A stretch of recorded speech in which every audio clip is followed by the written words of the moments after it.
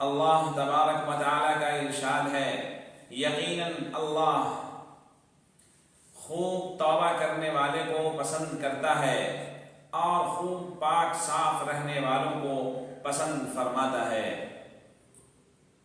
حضور پاک صلی اللہ علیہ وآلہ وسلم نے صفائی ستھرائی کو آدھا ایمان قرار دیا ہے۔ النظافۃ شطر الایمان، صفائی ستھرائی ایمان کا آدھا حصہ ہے۔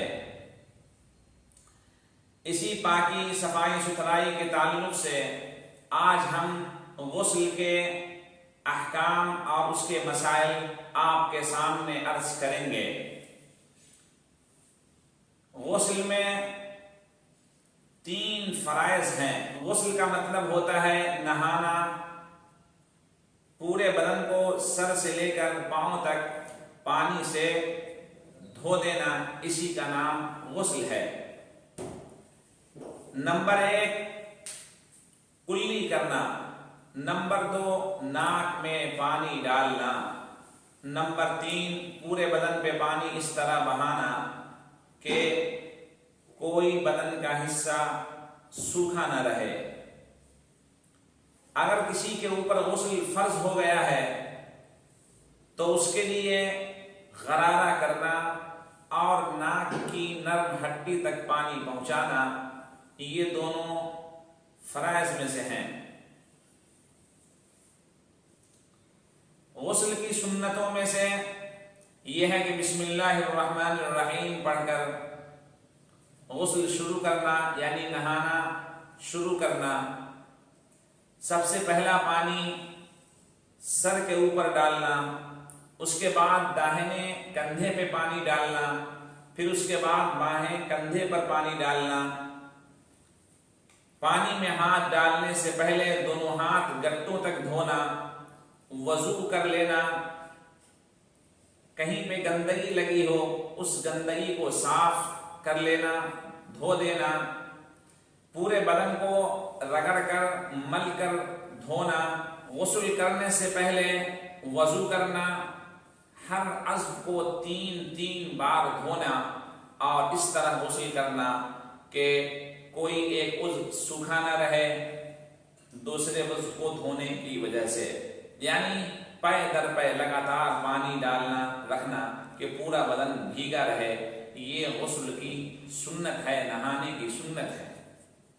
غسل 3 طرح کے ہوتے ہیں، ایک فرض ہے، ایک سنت ہے اور ایک مستحب ہے۔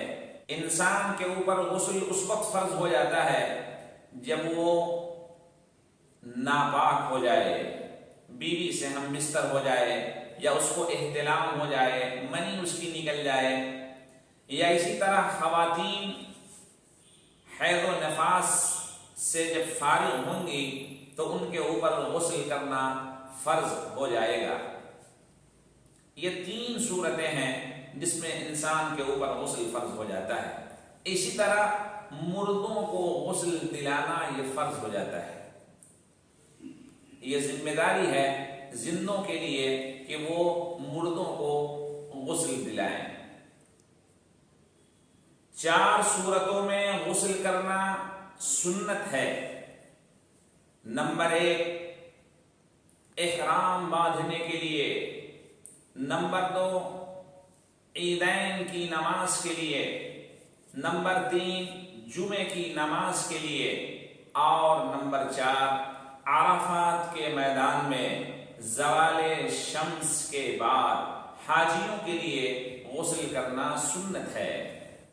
18 صورتیں ایسی ہیں جس میں غسل کرنا انسان کے لیے مستحب ہے۔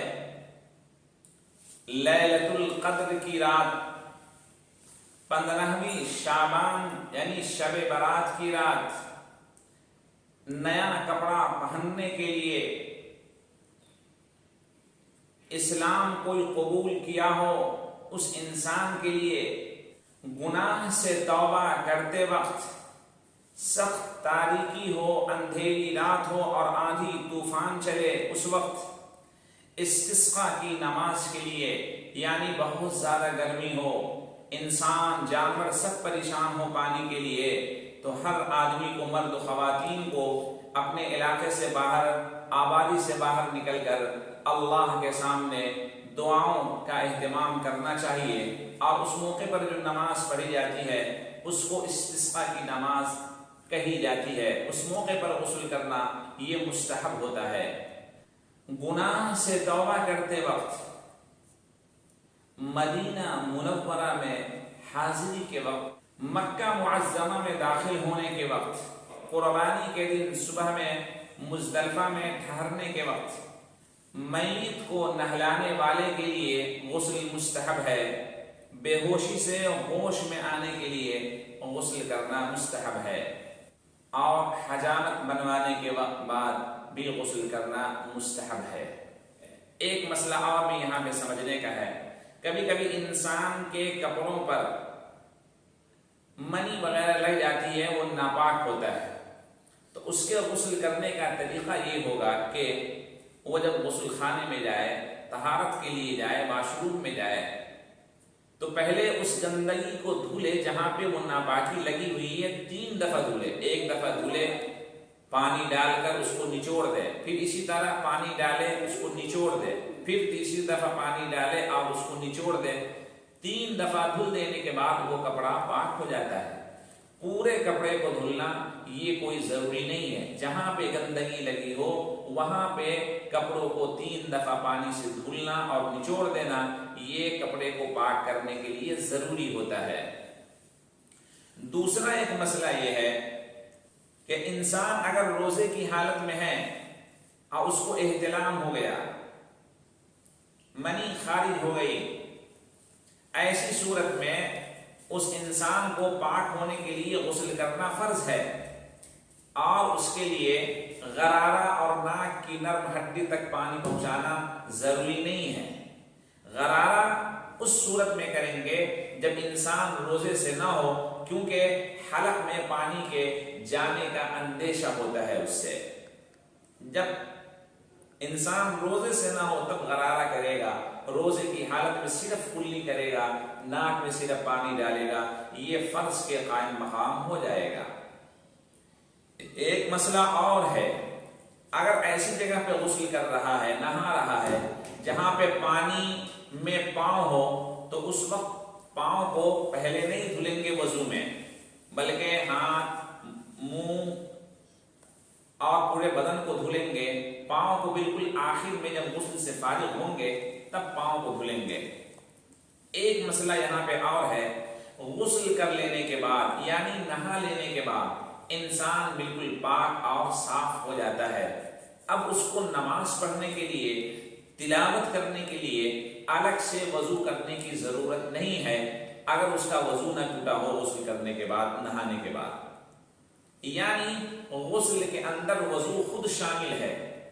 اگر کوئی انسان غسل کر کے آیا اور اس کے بعد اس کا وضو نہیں ٹوٹا تو وہ قرآن کی تلاوت کر سکتا ہے، نماز پڑھ سکتا ہے، اور جو بھی کچھ وضو کے بعد کیا جاتا ہے وہ سارے اعمال نیکیوں کے وہ کر سکتا ہے۔